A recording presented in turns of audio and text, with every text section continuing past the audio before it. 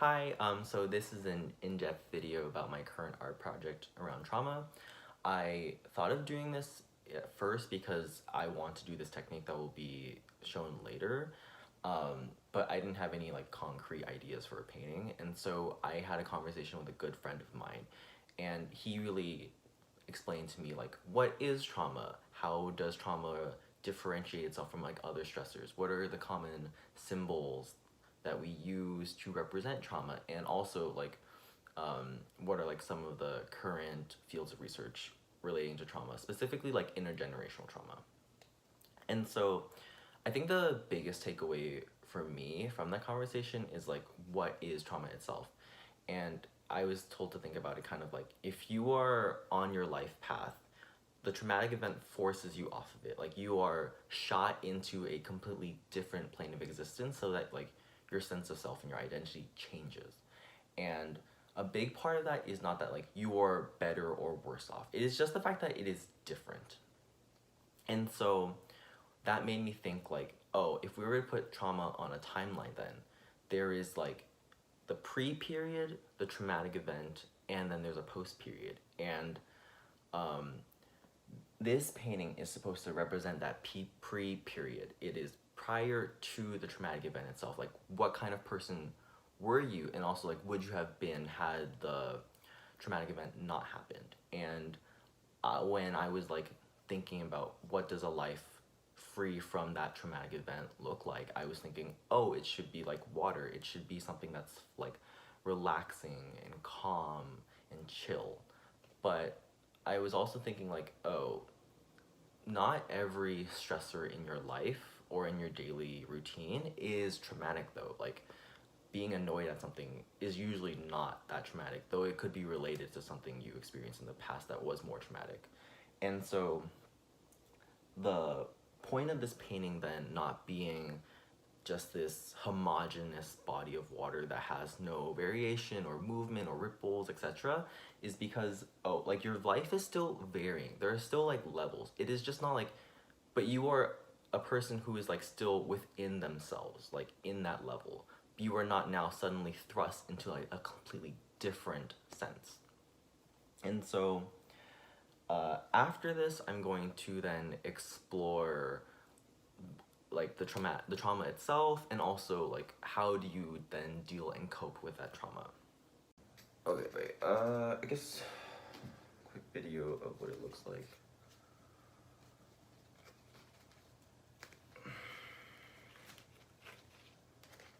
See like some of the wood. Yeah. And then I talked to some friends about this, like how to do the like the manipulation, essentially, like to like what degree should this be like destroyed and blah blah blah. And I feel like a lot of people, like not not a lot. I like in with talking to my like one friend who helped come up with this concept and everything. He was just like, oh, like he would like destroy it and like burn it and like blah and like etc etc, and like because it's like trauma being such a like crazy change. And I can see that too. Like I obviously like it would then exist entirely different. And then for me, I didn't want to destroy it to that extent. Like I didn't want to like break the frame and like blah blah blah. Because I part of me is like I feel like I'd have a hard time doing that, like just emotionally with a painting.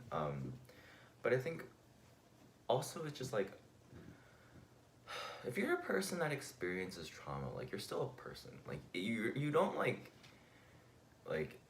you don't lose all of your humanity. You just, I would say that but you do lose like a big part of yourself and your identity. And so I didn't want to like stop this from being a painting, but I did want it to be a painting that was like broken, like quote unquote, and like tattered. In that from this point onwards, it's focusing on like how is it going to repair itself and move on from this. So this painting represents the post-trauma period because now that it's been cut up, like, what do you do afterwards? And specifically, this painting is based off of the oyster, as pearls are common symbols of trauma, since it's like the idea of something beautiful coming from pain. And so, for me, this painting now is about repairing yourself. How do you recover from that trauma? What are you after that trauma?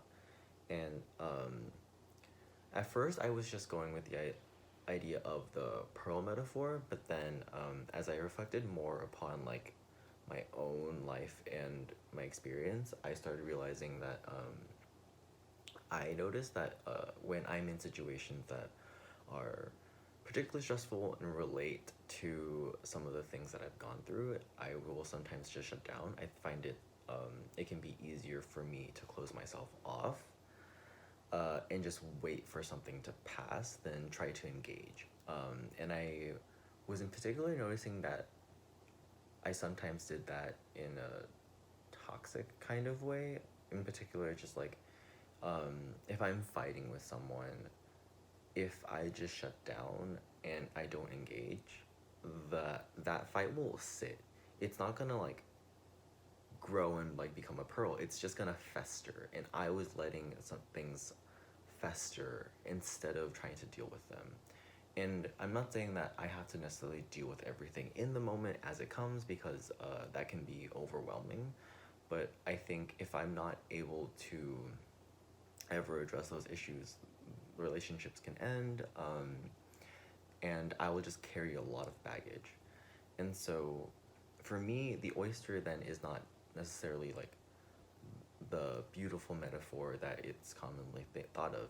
Instead, it's about, oh, I've developed this coping mechanism. Now, now that I'm like aware of this coping mechanism, how can I improve upon myself? So this is the last stage of the painting, and continuing on from like where I need to grow. The idea was that I would include a lotus bloom. Lotuses, like pearls, are like common symbols of trauma as they grow from like muddy waters. And in particular, the original idea was that I would do like a huge repaint. I would again cover most of this oyster with a large lotus bloom and making it very prominent. And then I started to realize very recently that's probably not very accurate to where I'm at right now. I'm not someone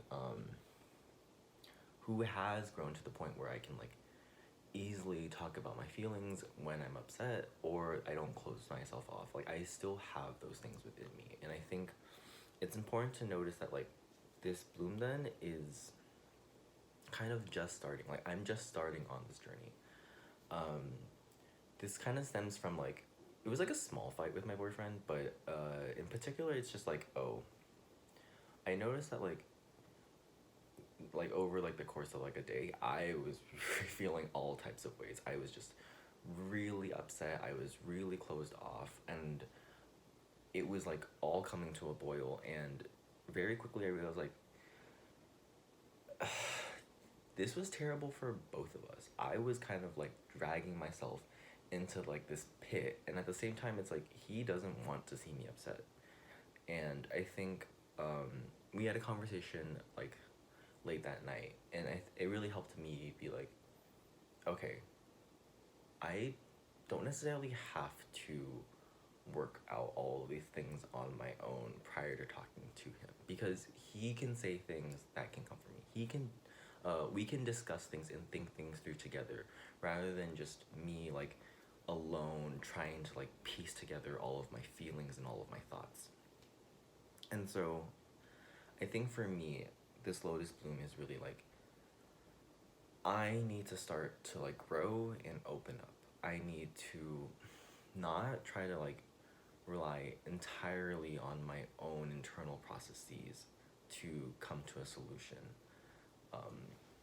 And instead, like, it can be healthier to rely on like the people I love and who love me.